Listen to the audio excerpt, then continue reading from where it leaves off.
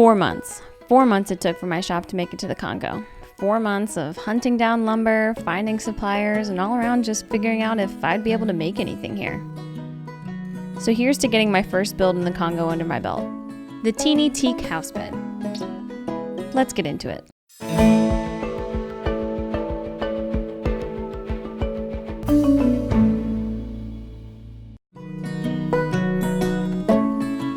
First, I cut the long beams of the bed base down to length. Then, I measured and cut a 2.5 by 1.5 inch trough out of these beautiful pieces of African teak to facilitate the cross beams that would hold the mattress. While I finish up here, let's talk about the design specs I was working with. By request, the teeny house bed needed to be number 1, shaped like a tiny house, number 2, easy to assemble and disassemble, and number 3, have plenty of room for storage or even a future trundle bed underneath.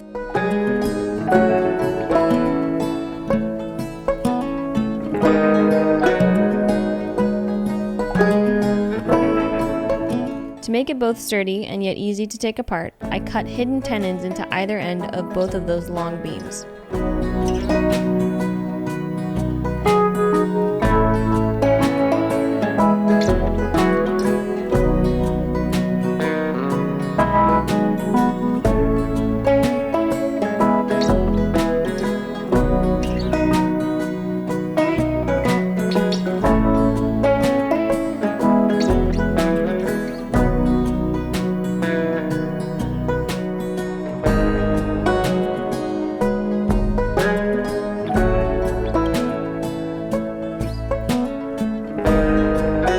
Using my drill press, I cut matching mortises into the bed legs.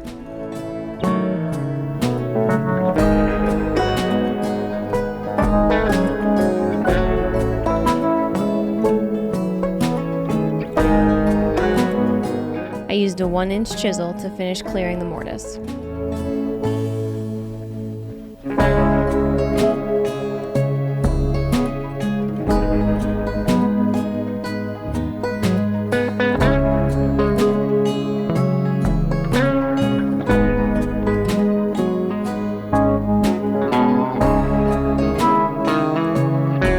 To help hold the tenons in place while also keeping them removable, I sank a perpendicular screw through the leg into the tenon on either end of each pair.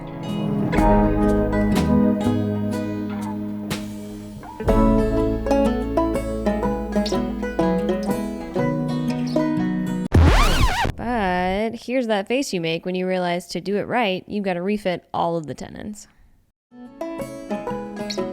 I'll go into greater detail in another quick video on why exactly this had to happen and how exactly I went about doing it, but essentially I re-squared what I'll call the back of the tenon and then resized the actual tenon to fit the mortises.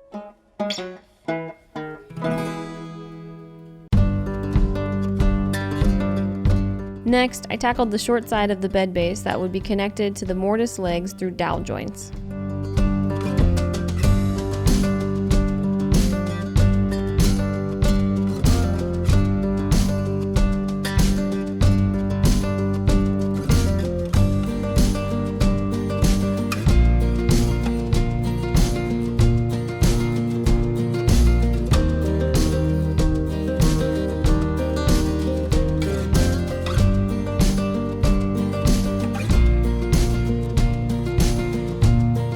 I left a quote-unquote hallowed center so the upper walls of the teeny house could slide securely into the bed base but still be removable.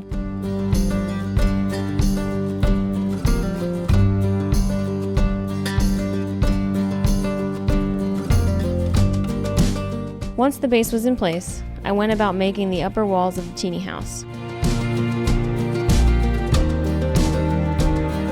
With the table saw, I cut the bottom piece of the tiny house frame down to fit the hollowed center of the base.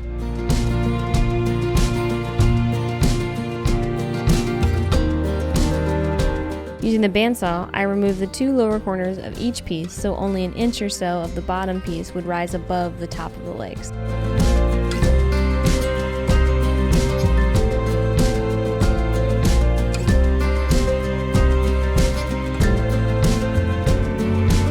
Next, I glued the rest of the wall frame to the bottom piece using dowels for alignment.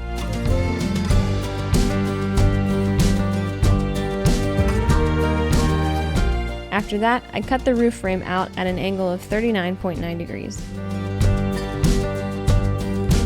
I used the tape tension method for glue-ups.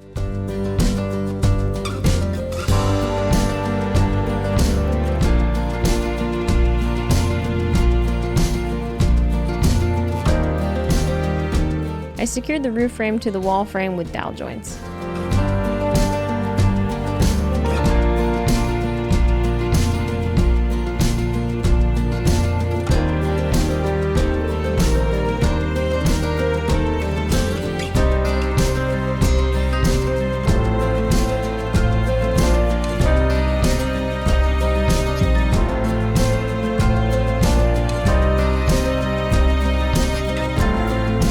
Next, I created dowel joints for the upper crossbeams that I would not glue, but simply used for alignment.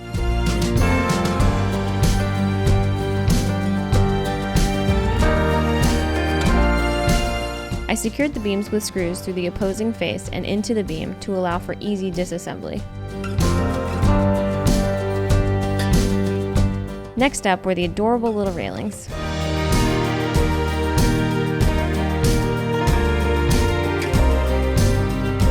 I used the ripsaw to cut the rungs down to size.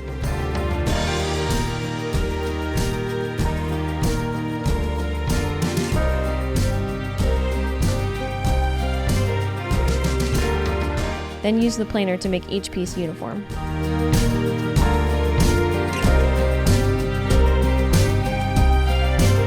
To align them at about 5 inches apart and add some toddler-proof rigidity, I used a few more dowel joints to secure each rung to the top and bottom rails.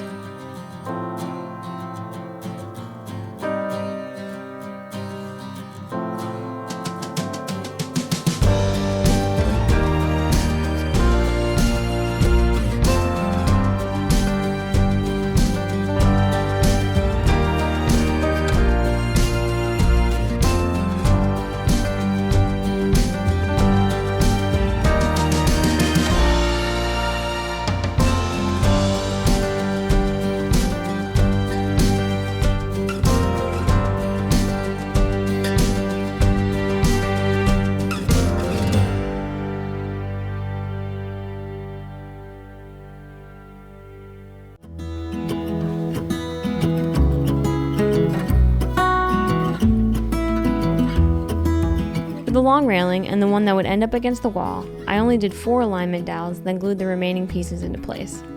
I did this for 2 reasons. First, it would be against the wall, meaning it would suffer less wear and tear than the more exposed railings. And second, I wasn't sinking these dowels in the most precise way possible. So I was concerned a little imprecision this way and a little imprecision that way over 20 or so rungs would lead to a wonky railing. In hindsight, I should have rigged up the drill press to be able to manage a piece this long and the vertical rungs to get perfect 90-degree dowel holes.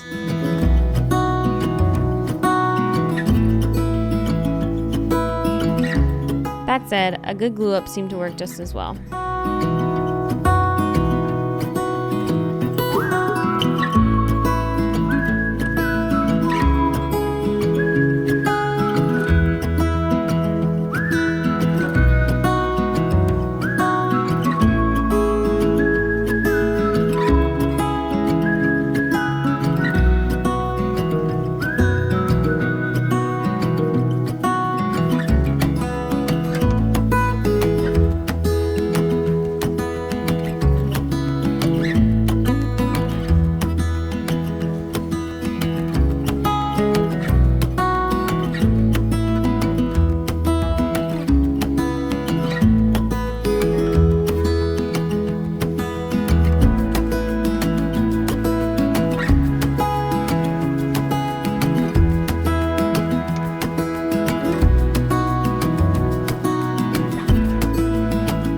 Finally, the front railing was done in the same manner, but was also attached to a center post that connected the railing to the upper crossbeam, making them one single piece for assembly and disassembly.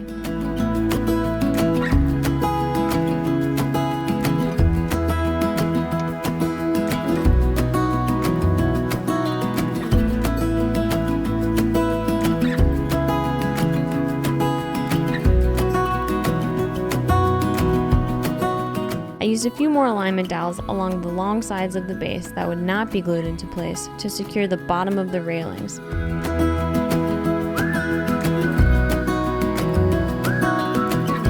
Then I used screws to secure the upper rails of the railings to the teeny house frame as well.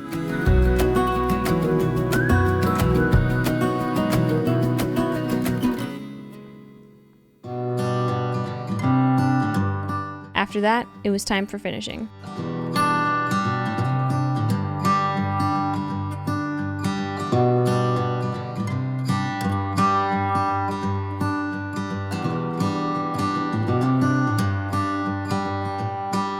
To seal and finalize the teeny house bed, I used a varnish I found here locally. It's not like American varnishes or sealants, and it certainly is pretty old school, but it was one of the most successful occasions of wheeling, dealing in French that I've had thus far, so I'm marking it in the win column.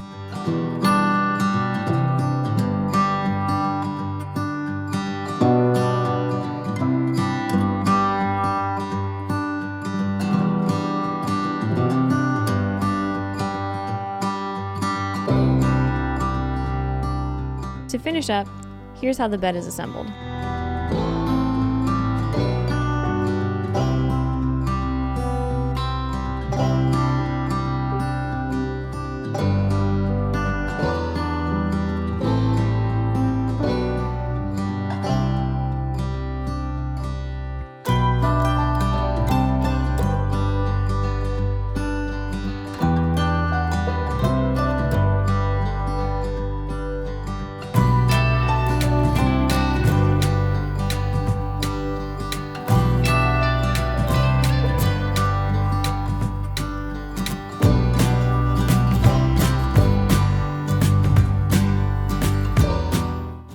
Hey, you! Thanks so much for watching. If you like what you saw or want to see more out of the Congo, like, subscribe, ring the bell, or comment what you're interested in seeing below. This project meant a ton to me, not only because it was for a pretty awesome family with a pretty awesome toddler, but also because it was proof to myself that I'd be able to figure out how to do what I love to do so far outside my comfort zone. When we first moved to the Congo, I wasn't sure I'd be able to figure out how to make anything here. And now I feel lucky to have access to some pretty cool lumber and be able to use what I love to do to help the lives of others, which really, what more can you ask for in this life? If you guys haven't checked it out already, go check out my Making It in Congo video. It talks about the girls of Matumani. It's an orphanage here, and I and some other volunteers and the girls themselves have decided to use what I love to do to fix whatever needs fixing there. So go check it out and make sure you check out the link in the description of that video. It gives you more information on how you can help us too. Like I said in this video, I will also be putting together a kind of how-to or how I did on refitting the tenons that I screwed up. And with that, as they say in the Congo, jusqu'à la prochaine fois. Until next time.